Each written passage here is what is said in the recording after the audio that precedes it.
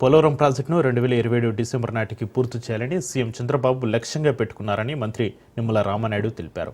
పోలవరం వరద నీటిని ఉత్తరాంధ్రకు ఇటు రాయలసీమకు మళ్లించి కరువు రహిత రాష్ట్రంగా చేయాలన్నదే మా ధ్యేయమన్నారు. 72% పూర్తి చేసిన పోలవరం పనులను వైసీపీ ప్రభుత్వం అర్థాంతరంగా నిలిపివేశారని ఆయన మండిపడ్డారు.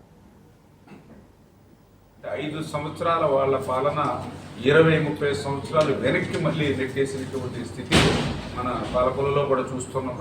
చంద్రబాబు నాయుడు గారు కూడా చూస్తూ ఉన్నాం. ఒక పక్క రాజధాని లేనిటువంటి రాష్ట్రానికి మళ్ళీ అమరావతి మళ్ళీ పట్టాలు ఎక్కిస్తున్నటువంటి పరిస్థితి. ఈ ఆంధ్రప్రదేశ్ రాష్ట్రాన్ని భవిష్యత్తులో ఒక కరువు రహిత రాష్ట్రంగా ఉండేటువంటి విధంగా పోలవరం ప్రాజెక్టును కూడా మళ్ళీ పట్టాలు ఎక్కిస్తున్నటువంటి పరిస్థితి కూడా మనం చూస్తూ ఉన్నాం. ఆ రోజు 2019కి 72% పూర్తయినటువంటి పోలవరం ప్రాజెక్టు ఆ రోజు ప్రభుత్వం కనుక కంటిన్యూ అయ్యి ఉంటే 2020-2021 కల్లా పోలవరం జలాలు అటు ఉత్తరాంధ్ర అటు రాయలసీమకు ప్రయాణించుండేది. దురదృష్టవశాత్తు ప్రభుత్వం మారడం, అక్కడ ఏజెన్సీలు లేకుండా, అనుభవమైనటువంటి అధికారులు లేకుండా 17 నెలల పాటు పనులు అర్ధాంతరంగా నిలిపేయడంతో 2020 ఆగస్టులో వచ్చినటువంటి వరదలకు ఆ డయాఫ్రమ్ వాళ్ళు కొట్టుకుపోయినటువంటి పరిస్థితి. అది మేము చెప్పడం కాదు, సాక్షాత్తు ఐఐటి హైదరాబాద్ నిపుణులే చెప్పినటువంటి పరిస్థితి.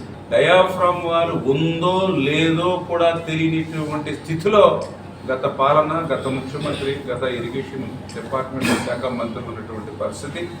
అందుకే మళ్ళీ ఈరోజు చంద్రబాబు నాయుడు గారు ముఖ్యమంత్రిగా అయినట్టునే మొదటి పర్యటనే పోలవరం పెట్టుకుని దానికి కూడా ఒక షెడ్యూల్ను కూడా మేము రూపొందించుకున్నాం.